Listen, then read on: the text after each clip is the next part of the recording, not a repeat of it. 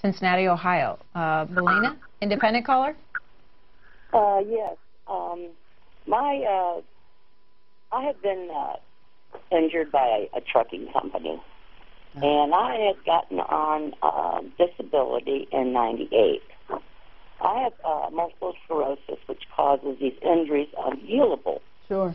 And has caused other problems that documentations of presented to these attorney firms that mislead the public of wanting to try to force them to settle that they're unworthy.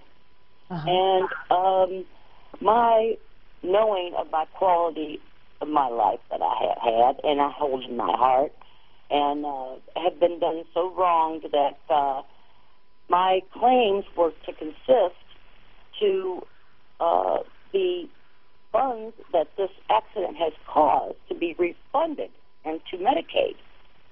And they're withholding the case over 5 years and had not played it at all to proper handling. And the concerns are, they talk about the economy weakening.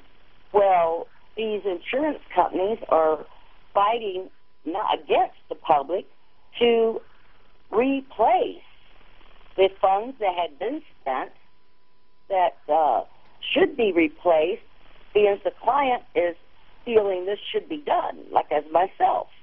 All right. Congresswoman, what about her situation? Well, first of all, I'm sorry for your injury and know that dealing with a disease such as multiple sclerosis is very, very difficult. It's difficult for me to comment on your specific situation, but one thing I know is that I'm glad we do have health care reform, because to have a long-standing illness like you do, what you would have faced before there was health care reform could have been a cap on the amount of benefits that you could receive. Or if your insurance was interrupted, that would be a pre-existing condition, and the idea that you would be covered again would be impossible prior to health care reform. But I'm sorry, it's difficult for me to know what her specific situation is. We'll go next to John, who's a Democrat in Clayburgh, New York. Yeah, I have a couple of questions. Hi. First of all, thanks for C-SPAN. I watch it every day. This Social Security tax holiday we have, why can't they just say at retirement, these years where they're taking out the only a portion of it, and people are saying they're going to get less at retirement, just pass the bill so that they get their full share at retirement? Well, and there isn't anything that we're considering that would compromise you getting your full share at retirement. So I do think that there's a lot of misunderstandings about what we're talking about doing.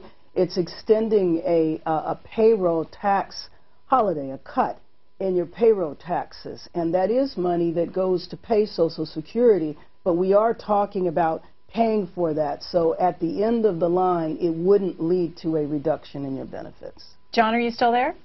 Flying. John, are you still there? Yes. Okay, what do you want to follow up? Yeah, the other one was on this pipeline that they're having so much argument about. You can't get the Republicans to say that this oil would be, because it's going to be untaxed oil. Why don't they say that it will be for American consumption? Because I have a feeling that this is going to be shipped overseas, and we're not going to get any tax from it or any use or benefit out of it. Yeah, and I don't know whether the oil would be shipped overseas or not, but I think it raises the point that we really shouldn't even be talking about the pipeline in this discussion. It has absolutely nothing to do with extending unemployment and the payroll tax cut.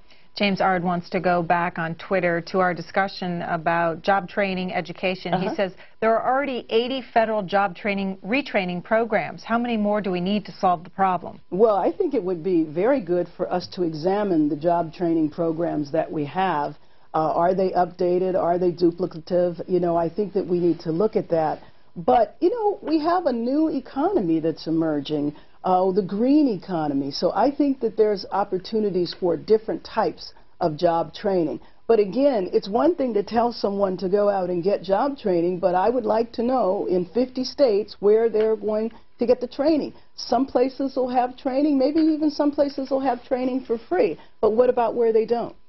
The debate will start this morning on the floor. What time are you expecting the vote, the final vote? I think the vote probably will come later on at the end of the day. At the end of the day, this evening? Right, probably 5, 6 o'clock. That's my guesstimate. Okay. James, a Republican in Newark, New Jersey. How you doing? Hi, Morning, James. Yes, good morning. Now, like 2 calls before you, 3 calls before you, a gentleman that spoke up about he did any job that came up. So did I. And in my working years, since I'm disabled right now, I have gotten promotions, raises, overtime. There's money to be made if you take any job out there. Right. Yes. Yes. However, I would not make the assumption that the majority of people on unemployment are refusing to accept certain types of jobs. I think that's a myth. I think it's a cynical way to view people who are unemployed, and I think it does not acknowledge the fact that we are coming out of an economic crisis. This is the biggest crisis we've had since the Great Depression. So I don't have that cynical view of people who are on unemployment. And I've done everything, too. I've waited tables, I've been a nurse, I've done a lot of different things. And I think that there are plenty of people who would be willing to take any job that is available. There are just not enough jobs right now. Here's the Washington Post this morning on the back and forth between the 2 chambers over how to extend this payroll tax holiday. It says Senate Democrats are weighing the idea of introducing a proposal that would be funded entirely through spending cuts, something Republicans say they would like. Their latest suggestion might also use future savings from reducing overseas military commitments. Would you agree to that kind of proposal? Well, especially on the overseas military commitments, yes.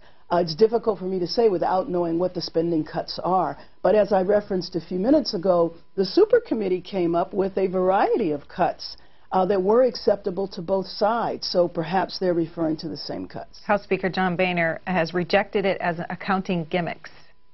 Well, I don't know. I mean, you know, House Speaker Boehner also supports cuts. So I don't know. Is he rejecting the cuts as well? Rockville, Maryland. Patrick, Democratic caller. Yes, good morning. Morning. There's been a lot of talk on blogs about Republicans putting poison pills in legislation and being obstructionists because they deliberately want to sabotage the economy to make Obama look bad. Do you agree with that?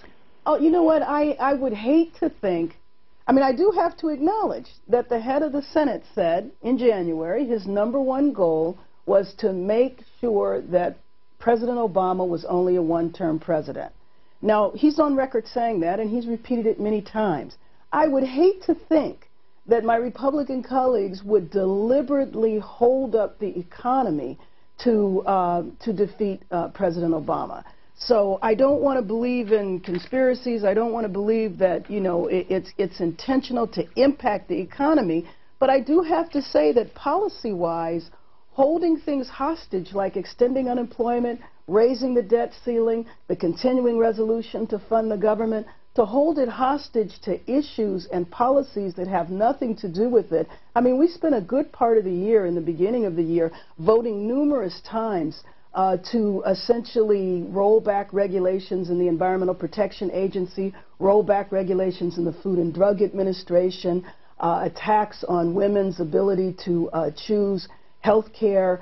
There were a variety of policy issues that have been added on to the continuing resolutions, to the debt ceiling, and now to unemployment insurance that I think is very inappropriate and does hurt the economy. But I just can't accept that it's a conspiracy by my Republican colleagues to intentionally compromise the economy of the United States in order to have Barack Obama be defeated next year.